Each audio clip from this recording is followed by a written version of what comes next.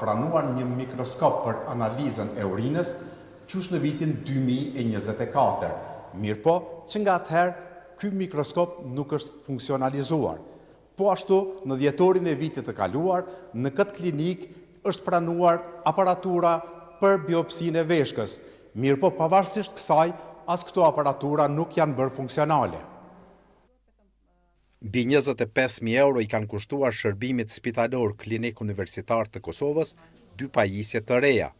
Bëhet fjalë për aparaturat për biopsinë e veshkës që kanë kushtuar rreth 19.700 euro dhe mikroskopin për ekzaminimin e urinës që ka kushtuar hiç më pak se 5.150 euro. Por ndonse këto pajisje janë të reja dhe ende nën garanci, ato nuk po përdoren për kryerjen e ekzaminimeve të nevojshme për pacientët. Pajisjet na kanë mri në klinik, stafi jonë është i trajnuar, presim domethënë vetëm edhe trajnimin e stafit nga klinika, nga Instituti Anatomisë Patologjike. Domethënë po varemi faktikisht tash me Institutin e Anatomisë Patologjike. Po çfarë ka në pajisje doktoresh? Pajisjet na kanë mujt e fundit. Kjo çka është? Është mikroskopi për ekzaminim të urinës, e cile jemi domethënë së shpejti funksionalizohet vetëm sa na sigurohet stafi adekuat.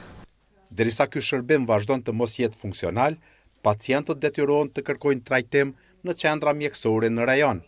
Për një procedurë të biopsisë së veshkës, pacientët paguajnë deri në 1.000 euro. Çu shën tu kryq të procedura për pacientët? Po jemi tu prit me finalizu së shpejti. Çka bëjnë pacientët që kanë nevojë sot për biopsi të veshkës apo për momentin po rekomandohen jashtë vendit. Ndërkohë, së fundi në këtë klinik është funksionalizuar plazmafereza, një procedurë për pastrimin e plazmës së gjakut nga substancat e dëmshme. Deri më tani, ky trajtim kryhej jashtë Kosovës me një kosto rreth 3.000 eurosh për një seancë.